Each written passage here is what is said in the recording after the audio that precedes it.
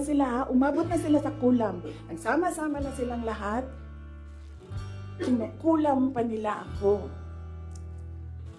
Gusto ko tanggalin yung ulo niya ba? Imagine myself cutting his head.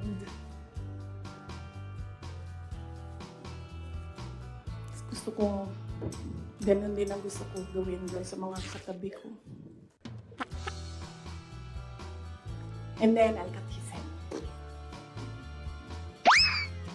Ganyan na yung imagination mo. Ang imagination mo, sinasakal mo na yung tao. Doon sa Tamayong, sa barangay Tamayong, sa Davao. Alala niyo? Nila yung mga tao doon. Let's go to hell.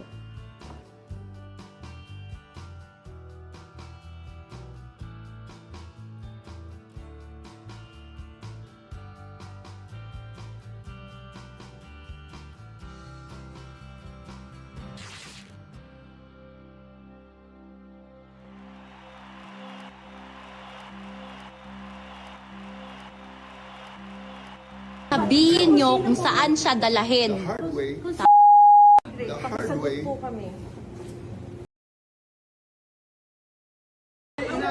Makikitang may pinupok sa ulo si Hanilet. Ito yung gawin nyo! Pero nagtamo daw ito ng malaking bukol sa ulo.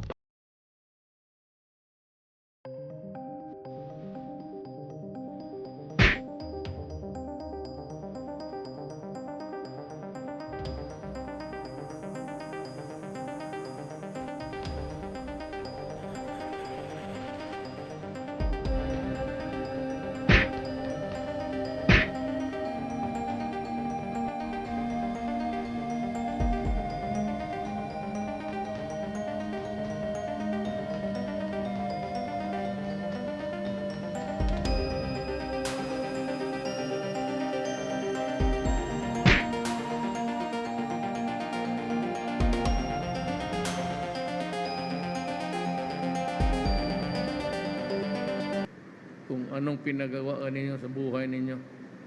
Impyerno kayo. Magkita-kita tayo doon. At huwag kayong matakot, sinasabi ko. Kung mapunta tayo sa impyerno, marami tayo.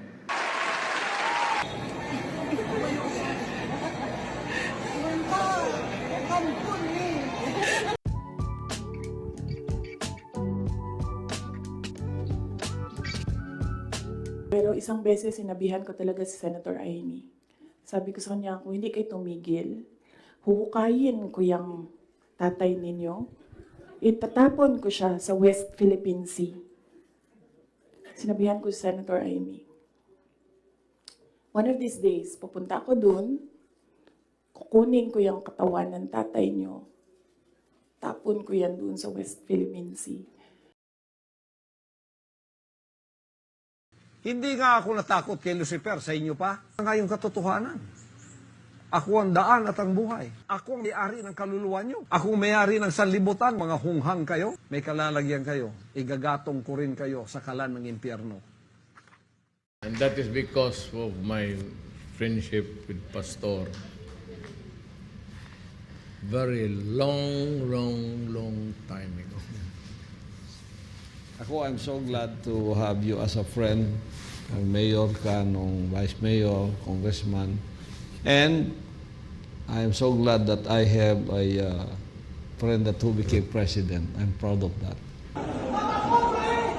Utang ina mo! Hindi ka nga nakarolet! Hindi ka nga nakagutsing!